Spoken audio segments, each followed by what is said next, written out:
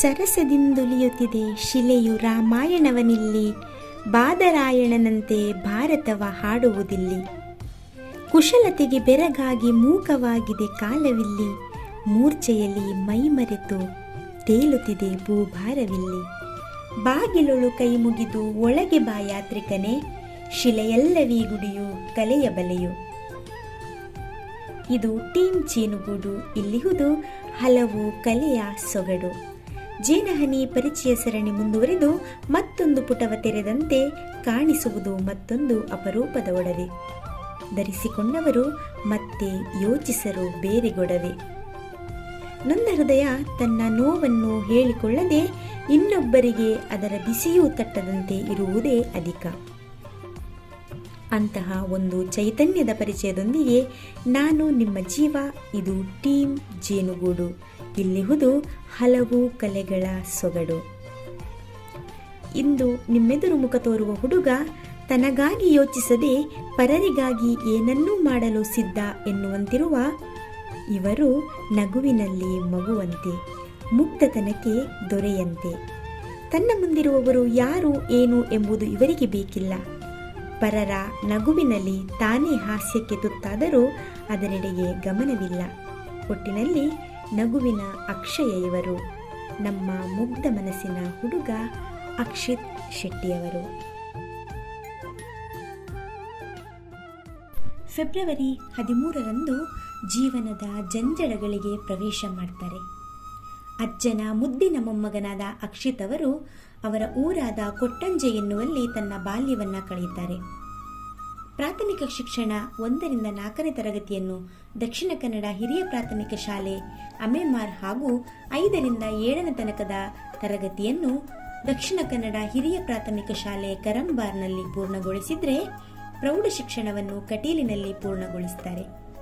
ಮುಂದೆ ತನ್ನ ತಂದೆಯ ಊರಿಗೆ ಬಂದರೂ ಕೂಡ ಬಡತನದ ಮೂಲ ವ್ಯಾಖ್ಯೆಯ ರೂಪವನ್ನು ತೋರಿದ ದಿನಗಳದು. ಅಮ್ಮನಿಗೆ ತನ್ನ ಮಗ ಇನ್ನಷ್ಟು ಓದಬೇಕು, ಜೀವನದಲ್ಲಿ ಮುಂದುವರಿಯಬೇಕು ಎನ್ನುವ ಆಸೆ ತನ್ನ ಚಿತ್ತಕ್ಕಿಂತಲೂ ಎತ್ತರದಲ್ಲಿದ್ದರೂ ತಂದೆಯವರಿಗೆ ಬಡತನ ಕಾರಣವಾಗಿ ತನ್ನ ಹೊರಲಾರದ ಸಂಸಾರದ ಹೊರೆಗೆ ಮಗನೂ ಕೂಡ ಊರುಗೋಲಾಗಲಿ ಎನ್ನುವ ಆಶಯಕ್ಕೆ ಮಗನನ್ನು ಮುಂದೆ ಓದಿಸಲಾರದೆ ಜೀವನದ ಎದುರು ಸೋಲಪ್ಪಿಕೊಳ್ತಾರೆ.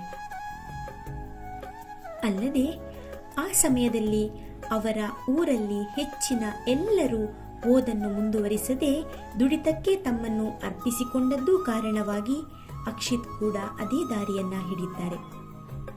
ಮತ್ತೊಬ್ಬರ ಕಷ್ಟ ನೋಡಿ ಮರುಗುವ ಹುಡುಗನಿಗೆ ತನ್ನ ಕಷ್ಟ ಯಾರಲ್ಲಾದರೂ ಹೇಳಿ ಸಹಾಯ ಪಡೆದುಕೊಳ್ಳುವ ಮನಸ್ಸು ಬಾರದೆ ಹೋದದ್ದು ಮುಂದೆ ಅವರ ಶಿಕ್ಷಣ ಮುಂದುವರಿಸಲು ಸಾಧ್ಯವಾಗಿಸುವಲ್ಲಿ ಅಡೆಯಾದದ್ದು ಸುಳ್ಳಲ್ಲ. ತಾನು ಈಗೊಮ್ಮೆ ಆಗೊಮ್ಮೆ ನೋಡುತ್ತಿದ್ದ ಬೀದಿ ಬದಿಯ ಅನಾಥ ಕಂದಮ್ಮಗಳು, ಅಸಹಾಯಕ ಅಮ್ಮಂದಿರನ್ನು ನೋಡಿದಾಗ ಅವರಿಗಾಗಿ ಏನಾದರೂ ಮಾಡಲೇಬೇಕು ಎನ್ನುವ ನಿರ್ಧಾರ ದಿನದಿಂದ ದಿನಕ್ಕೆ ಬೆಳೆಯುತ್ತಲೇ ಹೋಗುತ್ತದೆ. ಕೆಲಸಕ್ಕೆ ಸೇರಿದ ಅಕ್ಷಿತ್ರಿಗೆ ಲೋಕದ ಹಲವು ಮುಖಗಳ ಪರಿಚಯವಾಗುತ್ತದೆ. ಹಲವು ಉಳಿಪೆಟ್ಟು ಅವರನ್ನು ಹೈರಾಣಾಗಿಸುತ್ತದೆ.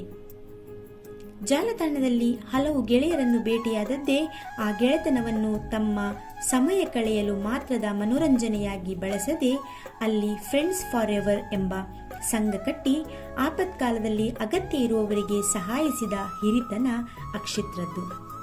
ಅದು ಅಲ್ಲಿಗೆ ನಿಲ್ಲದೆ ಇವರ ಸಹಾಯ ಹಸ್ತದ ವಿಶಾಲತೆ ಬೆಳೆಯುತ್ತಾ ಹೋದದ್ದು ಇತರರಿಗೆ ಮಾದರಿ. ಪರರ ಕುರಿತು ಯಾವತ್ತೂ ಚಿಂತಿಸುವ ಇವರು ತನ್ನೊಳಗಿನ ನೋವು ನೋವೇ ಅಲ್ಲ ಎನ್ನುವ ಭಾವದಲ್ಲಿ ನಗುವನ್ನೇ ಒಡವೆಯಾಗಿಸಿ ಪರೋಪಕಾರಾರ್ಥಂ ಇದಂ ಶರೀರಂ ಎನ್ನುವಂತೆ ಬದುಕುತ್ತಿದ್ದಾರೆ. ಮುಂದೆ ಹಿಂದೂ ವಾರಿಯರ್ಸ್ ಹಾಗೂ ಸ್ವಚ್ಛ ಮಂಗಳೂರು ಎನ್ನುವ ಬಳಗದಲ್ಲಿ ಸೇರಿ ತನ್ನ ನಿರಂತರ ನಿಸ್ವಾರ್ಥ ಸೇವೆಯನ್ನು ಕೊಡ್ತಾರೆ. ಇಷ್ಟೆಲ್ಲ ಆಗುವಾಗ ಹಿಂದು ಮುಂದಿರುವ ಹಲವು ಮಂದಿ ಇವರ ಒಳ್ಳೆಯತನವನ್ನು ಕಂಡು ಗೌರವಿಸುವುದಕ್ಕೂ ಅಧಿಕ ಆ ಮುಗ್ಧತೆಯನ್ನು ಬಳಸಿಕೊಂಡವರೇ ಹೆಚ್ಚು. ಕೆಲಸ ಕೊಡಿಸುವ ನೆಪದಲ್ಲಿ ಹಣ ಲೂಟಿ ಮಾಡಿ ವಿದೇಶದಲ್ಲಿ ಆತನನ್ನು ಬಿಟ್ಟು ಬಂದಾಗ ಇತ್ತ ಬರಲೂ ಆಗದೆ ಅಲ್ಲಿ ಇರಲೂ ಆಗದೆ ಕಳೆದ ದಿನಗಳನ್ನು ನೆನಪಿಸಿಕೊಂಡಾಗ ಈಗಲೂ ಆ ಮುಖದ ನಗುವಿನಡಿಯಿಂದ ಒಂದೆರಡು ಹನಿ ಕಾಣದಂತೆ ಮರೆಯಲ್ಲಿ ಕುಳಿತು ಬಿಡುತ್ತದೆ. ಆದರೂ ಅದು ಕ್ಷಣವಷ್ಟೇ. ಮತ್ತೆ ಯಾರೋ ಸಹಾಯಕ್ಕಾಗಿ ಕರೆದಾಗ ಅದನ್ನು ಮರೆತು ಹೊರಟೇ ನಿಲ್ತಾರೆ. ಇದೆಲ್ಲಕ್ಕೂ ಹಿಂದಿನ ಮತ್ತೊಂದು ಹೊಳೆವ ಗುಣ ಅವರದ್ದು, ಲೇಖಕರು ಕವಿಗಳನ್ನು ಪ್ರೋತ್ಸಾಹಿಸುವ ಗುಣ. ಅವರ ರಚನೆಗಳೇನೇ ಇದ್ದರೂ ಕ್ಷಣ ಮಾತ್ರದಲ್ಲಿ ಹಲವರಿಗೆ ಹರಡಿ ಓದಿನ ಗುಣವನ್ನು ಬೆಳೆಸುವ ಸುಮನಸ್ಸು ಅವರದ್ದು. ಇವರ ಈ ಒಳ್ಳೆಯ ಗುಣಕ್ಕೆ ಅವರಿಗೆ ಹಳೆಯ ಕಹಿಯೆಲ್ಲವೂ ದೂರಾಗಿ ಹೊಸ ಸವಿಯು ಅಕ್ಷಯವಾಗಲಿ, ತಮ್ಮೆಲ್ಲರ ಸ್ನೇಹ ಪ್ರೀತಿ ಅವರ ಬಾಳಿಗೆ ಕಾವಲಾಗಲಿ, ಬದುಕಿನ ಪಯಣ ಸುಸೂತ್ರವಾಗಿರಲಿ ಎನ್ನುವುದೇ ಟೀಮ್ ಜೇನುಗೂಡಿನ ಆಶಯ.